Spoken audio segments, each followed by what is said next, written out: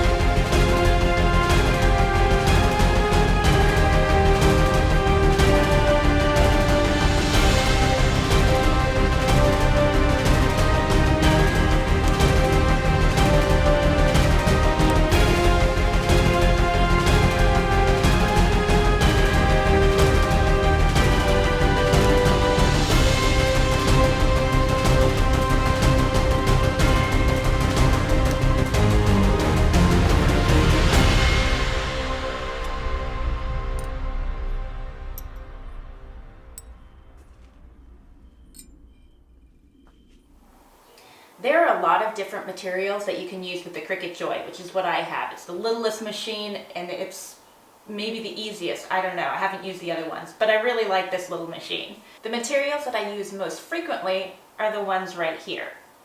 You have your standard vinyl, which is good for making stickers or stencils or labels, and it's both permanent and removable. I mean, not the same one. There is permanent and there is removable, two different things. Not only does it come in a lot of different colors, but it also has different textures. For instance, the shiny one, which may look like glitter, but it's not glitter because it doesn't come off on your hand, so that's a big plus. These specific vinyls are actually made for the Cricut Joy, and they're specific to it because you don't need a cutting mat. The thick backer acts as a cutting mat, so you can just put the material straight into the machine. Same goes for this iron-on. It's called the Smart Iron-On, and you just stick it directly in the machine, no mat.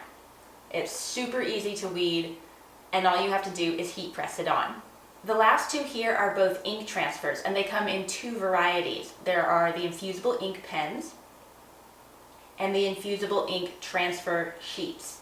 The transfer sheets are a little bit like an ink pad, only use heat to activate it. All it has to do is be pressed onto the material, whatever it is, and then the heat press on top of that, and the ink heats up and bleeds right into it. The Infusible Ink Pens are maybe one of my favorite things because you can actually draw directly onto paper, plain paper, printer paper, copy paper, whatever you want to call it. That's all this is. So you can just draw it straight onto this paper and use that to be heat pressed onto your material. So I use this opportunity to do something just a little bit different because I feel like we've all seen ink transfers and iron-ons go onto fabric, but I don't often see them go onto any other materials, like wood. And I figured as long as I'm making this, why just put a plain old hook on it to hold your keys, and why not do something a little more fun?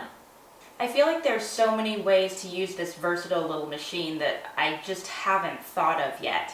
And I'm going to keep on working on that. But in the meantime, I'll put out one more video that talks about what can you make with a Cricut. And I have a couple more things that I think you might be interested in. But if you have a Cricut and you use it in an unconventional way, let me know. Leave it in the comments so I can find it. Okay, bye.